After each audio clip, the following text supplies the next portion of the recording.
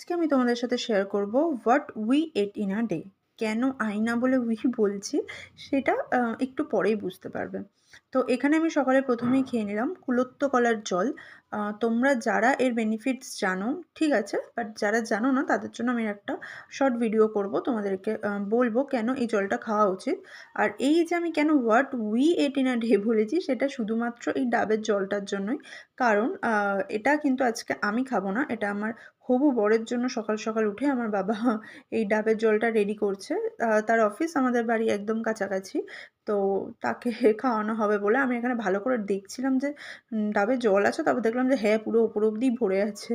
তো এই যে বাবা ওর জন্য ডাবের জল রেডি করছে, শুধুমাত্র এই জন্যই এখানে লেখা what we at in a day. মোটামুটি 1 গ্লাসের বেশি জল হয়েছিল। আর ক্যানে করে ঢালা হয় যাতে গ্লাসে হলে গ্লাসের থেকে একটু বেশি হলে সেটা পড়ে যায় তাই। আর হ্যাঁ, আজকে আমাদের শো স্টপার ছিল কিন্তু এই সকালবেলা লুচি আলুর তরকারি। এটা আমাদের আজকের ব্রেকফাস্টই ছিল আজকে আমাদের শো স্টপার। কারণ মানে লুচি আলুর তরকারি ইমোশনটা যে ভালোবাসে, অ্যাকচুয়ালি ভালোবাসে না এই খাবারটা কেউ কী করে আমি তো বুঝতে পারি না। আমার এই ধরনের খাবার আর সকাল সকাল ঘুম থেকে উঠে যদি এরকম জানতে পারা যায় যে আজকে লুচি আলুর তরকারি হচ্ছে, আহাহা! মানে আর কি চাই এরকম একটা ব্যাপার। আলুর তরকারি কিন্তু আমাদের প্রায় রেডি।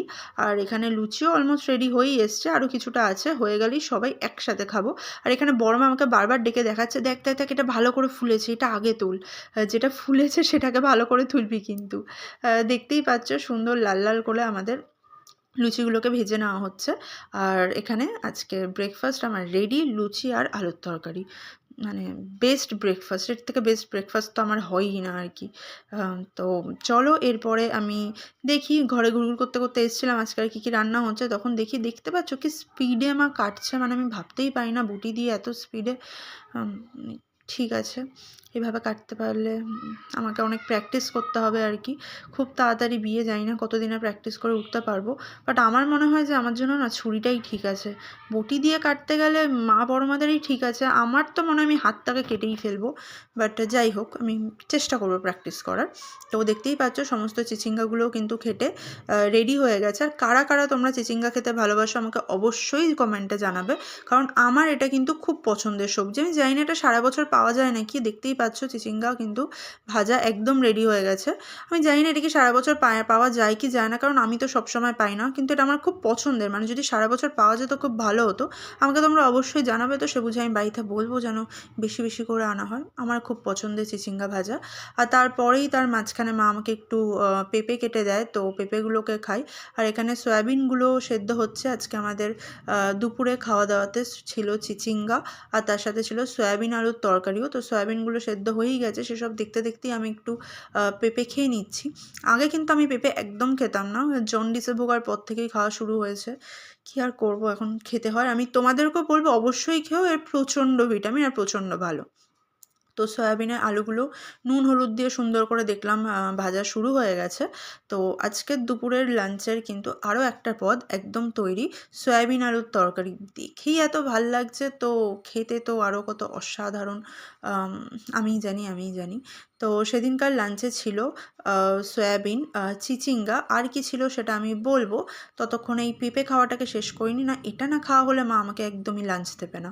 আর পেঁপেটা এরকম ছিল, এই অর্ধেকটা আবার কালকের জন্য মা রেখে দিয়েছে। একটু সাদা সাদা ছিল কিন্তু খেতে কিন্তু খুব সুন্দর ছিল। হ্যাঁ, আর ছিল ডালের বড়া, রুটি, চিচিঙ্গা আর সকালে আলুর তরকারি, লেফট ওভার আলুর তরকারিও আমার জন্য ছিল, আমি খেতে খুব ভালোবাসি তাই। তার সাথে ছিল সয়াবিন, আর তার সাথে ছিল কিছুটা ডালের বড়া। তো আমি যখন রুটি দিয়ে খাওয়ার মতন কিছু পাই তখন আমি রুটিটাই খাওয়া প্রেফার করি। সামনে বিয়েও আসছে, বুঝতেই পারছো, জানি না কতদিন কন্টিনিউ করতে পারবো, কিন্তু আপাতত চেষ্টা করছি। আর এরপরেই আমি মাকে বলেছিলাম বিকেলে আমার জন্য অবশ্যই লুচি রেখে দেবে, আমি কিন্তু চিনি দিয়ে লুচি খাবোই খাবো। সকালে আলুর তরকারি লুচিও যেমন মিস করা যায় না, তেমন আমার কাছেও কিছুটা লুচি চিনি দিয়ে না খেলেও যেন ঠিক মনে হলো লুচিটা ঠিক খাওয়া হলো না। তো মানে সবই চাই, যে কোনোটাই ছাড়া যাবে না। তো এরপরেই রাতের ডিনারের টাইমে আমি আবার খেয়ে নিই আমার ফেভারিট চিচিঙ্গা ভাজা। তোমরা এই সবজিটাকে অন্য কোনো নামে জেনে থাকলে আমাকে কিন্তু অবশ্যই জানাবে। আর রাতের খাবারেও ছিল রুটি, তার সাথে চিচিঙ্গা ভাজা আর সয়াবিন।